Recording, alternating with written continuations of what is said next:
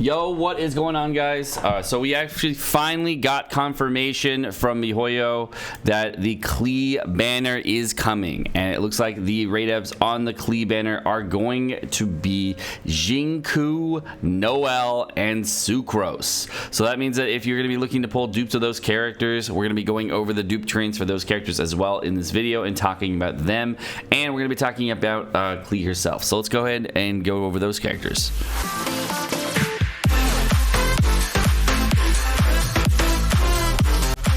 Also, to note, the banner is not going to be live until the 20th of October. So it is not going to be for tomorrow.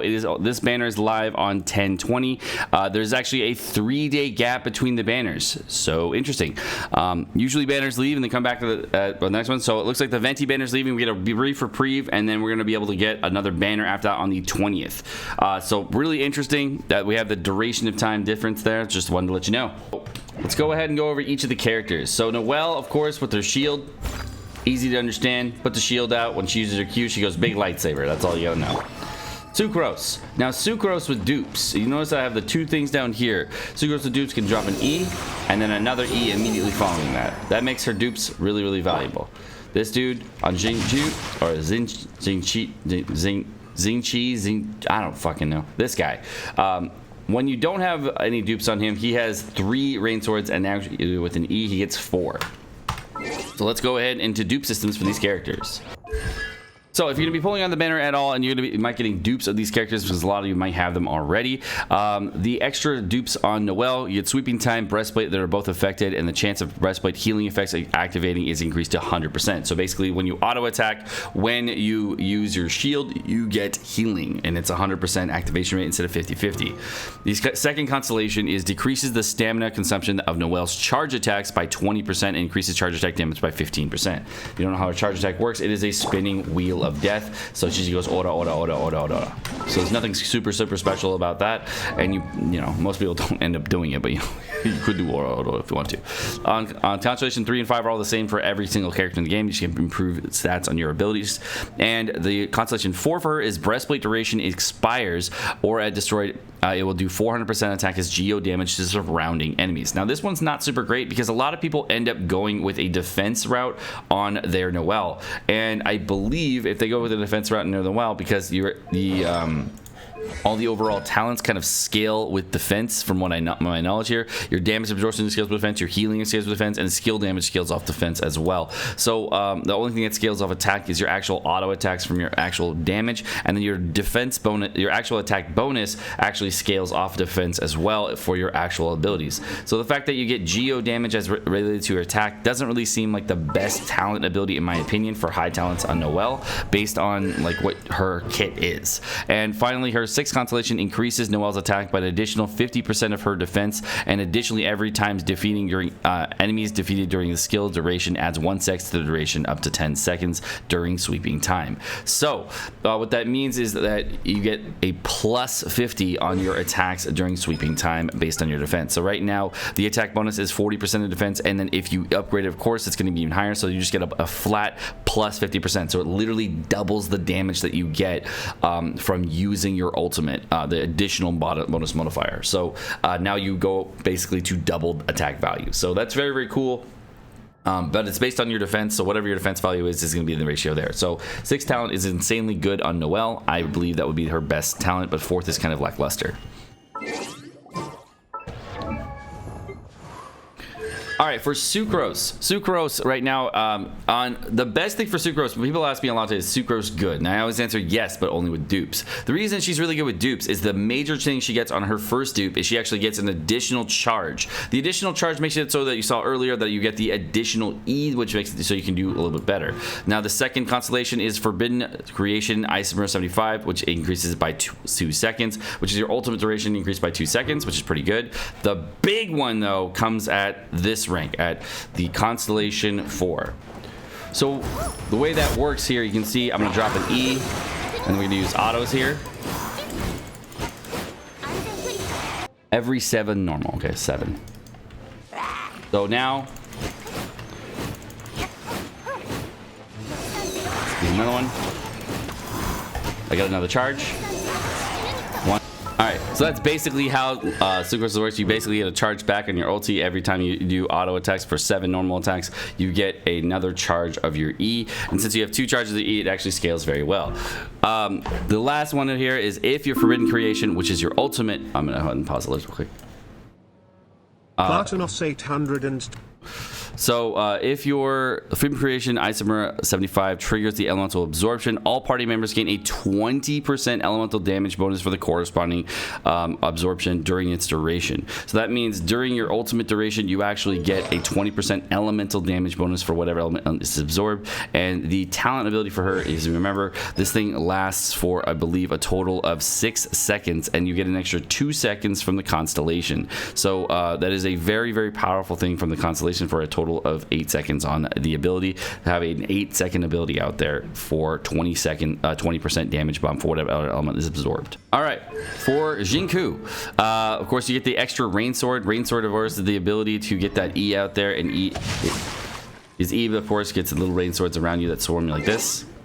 Second Constellation extends the duration of Guha's Sword Rain Counter by 3 seconds, which is basically your ultimate ability. Your ultimate ability, if you're not aware, is the ability that change your actual ability into a water-based attack, and that makes it a total of 15 seconds. Now it's going to a total of 18 seconds on a 20-second cooldown. So if you were able to chain your ultimate, you can actually get very, very large amounts of damage. But unfortunately for Jinku, his ult energy cost is 80 energy cost. So chaining energy ultimates on him is somewhat problematic. Now, the 4th Constellation for him is going to, throughout the duration of Guha Rain Cutter, the damage dealt by Guha's Sword Fatal Rain Screen is increased by 50%. And of course, that is, of course, your talent ability for your E. So this is actually increased by 50% damage, which gives you more damage overall. So that, you know, Hydro damage OP. The last one of these is actually very interesting too, is activating Guha Rain Sword Cutter, which is, of course, your ultimate.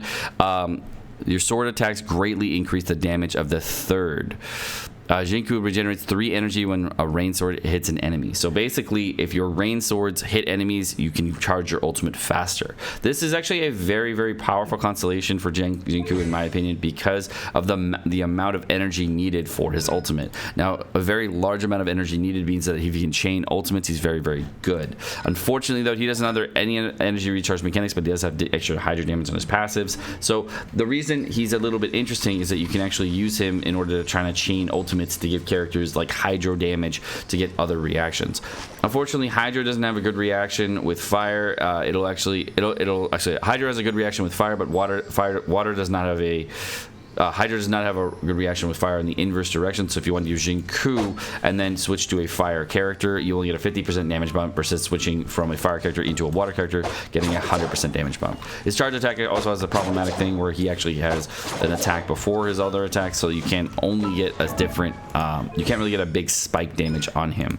His overall charge attack here, as you can see, it does 47 plus 56, so you don't really get a super large amount out of it. I think it's actually 46, then 47, 56, so you get like 150 total, but it's 3 separate hits.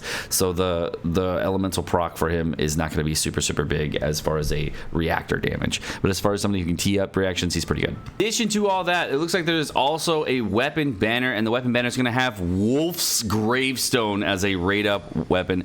And I believe that's not the Skyward Spine, that's the other one. That's the Lost Prayer?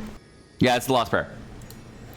So both of these weapons are top tier weapons. Wolf's Gravestone, best weapon in the game for Big Daddy D Luke. So if you are looking to pull on a banner, Klee's sick and all, but that weapon banner though, holy shit. Fucking whales be like, Wolf's Gravestone, you say? On the raid up, you say? If you don't know about either of these weapons, the Lost Prayer is one of the best weapons in the entire game for many people. The reason it's so good, first off, it has crit rate. It is the best weapon in the entire game for a shitload of people for DPS. Crit rate weapons are insane. Now, first off, it increases movement speed by 10%, so you go faster. On casters, that sounds pretty good to me. I'm gonna pause that alert real quick. And then when in battle, you earn an extra 6 to 8 to 12 to 14% elemental damage bonus every 4 seconds. So if you're using a caster as a main DPS, it's basically the same as that Serpent Spine deal where you have the character out for a different amount of time. It increases your damage over that duration. So basically 24% at starting rank, and then if you did get this thing maxed out, that thing is mad, lad. Bro, that's legitimately like what, 60%? No, what is that? What's 4 times 20? 64%? No, 54. 54% additional damage. No, 56? Yeah, 56% additional damage at max refine. Mad lad. 56% at max refine. Extra damage for elemental damage bonus. That's freaking mad lad, bro. Can you imagine 56% elemental damage? I mean, it goes from 24 to 56, so that's pretty freaking big. So if the character dies or leaves combat, so you switch off this character, you lose the elemental damage bonus, so you basically didn't have to do that. So that's crazy. That's crazy. So that's why it's the best weapon in the game for casters. Super, super, super good. Now, Wolf's Gravestone. Why is this weapon good? Well, if you don't know, Wolf's Gravestone, of course, increases your base attack from 20 to 40% depending on your refine rate, and it on hits attacks against enemies with less than 30% HP. Increase all party if you hit a character against with anybody less than 30% HP, all party members' base attack increase by 40 to 80%. For 12 seconds. You can only occur every 30 seconds. So if you get this character down to one character down to super low, you get an execute off on that, you pop that up, then you tee up another reaction, like you throw up a Mona Bomb, and then you switch back to Big Daddy Luke, drop that ulti on the boss or whatever. Bam! Big damage. So you can get some crazy, crazy hits out this. It is going to be nuts. So whales are going to have a paradise here. Free to plays. Feels bad. All right, let's go ahead and talk about the 4-star weapons. Looks like we got a sacrificial sword and a sacrificial greatsword on here. Sacrificial bow, potentially. I don't know, is that Favonius? I gotta look that up. Is that the Mappa Mea? And whatever this spine is. Let's go look.